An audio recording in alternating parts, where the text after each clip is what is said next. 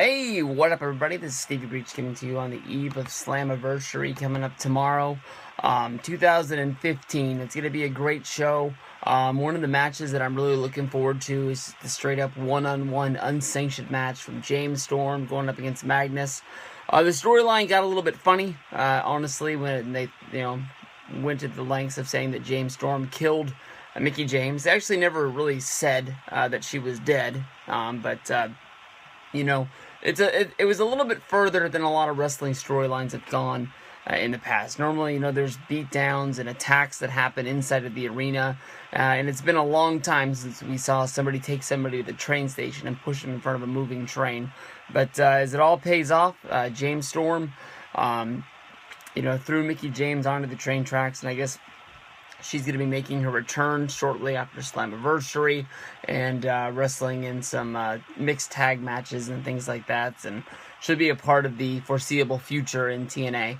But, as I was making my videos talking about the TNA and the Slammiversary show, and even the James Storm versus Magnus match coming up, I talked about the rumors of James Storm tweeting out that he had been in the business for 18 years, he had done it his way, and there were some people that were interpreting it that he was leaving TNA, that it was going to be his last weekend, and then he basically came back the next morning and said that it was just his 18-year anniversary of wrestling, and that he didn't have any plans to stop wrestling. But then the news has come out that James Storm has asked for his release from TNA, and it is going to be granted. He is wrestling on the next foreseeable shows after Slammiversary that were taped before Slammiversary, so there's a good chance that Storm is actually going to be on television until August.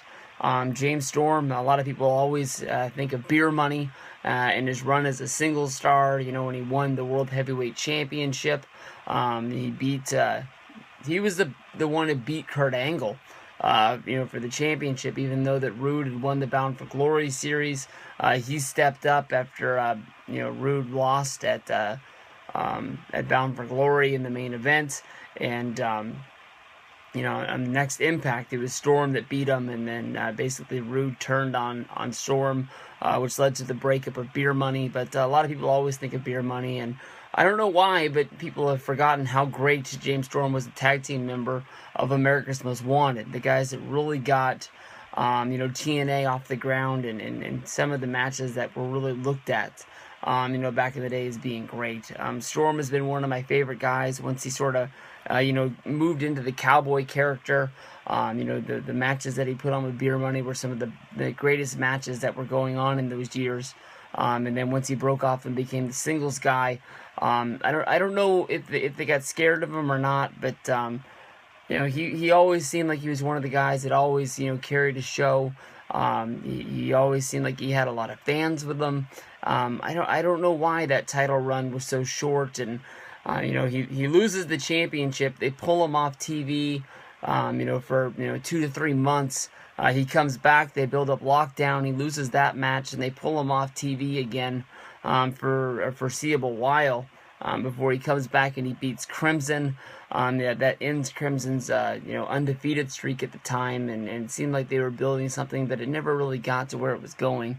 I'll be one to say that the heel turn from James Storm, I had no clue where they were going, but the run he's been on lately, building up his group and sort of being this cult leader, was really, really cool. I mean, I will always tell you that I always loved the cowboy character more, but for where he took the Revolution, put that finger up, I always thought it was a good run. And I was really surprised where it came out of, and it's one of those things that don't judge a book before you read the whole thing instead of just looking at the cover. But it's gonna be sad that Storm's not in TNA. He was always one of those guys that I always pointed at. This is the reason why I stick with this company, mostly for Storm and mostly for Rude. But it's gonna suck. I don't know where he goes from here, where he fits into. WWE wouldn't even take AJ Styles because of how old they thought he was. And we all know what happened when Storm's tag team partner from America's Most Wanted, went and signed with WWE. They put him on ECW. He lasted like 2 episodes, and I don't even know if he wrestles anymore. I haven't heard of his name in a long damn time. But I tip my hat to James Storm, one of my favorite dudes that I've ever met.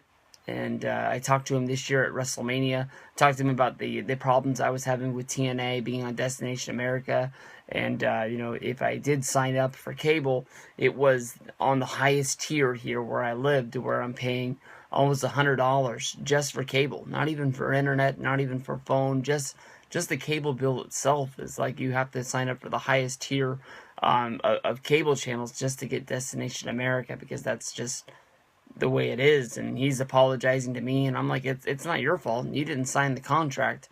I'm just glad you got a place to work because I've always liked you. And I told him that when DVDs come out, I'll be the first guy to buy the DVDs and hope try and support any way that I can. But see you later, Storm. Peace out, and see you on down the road.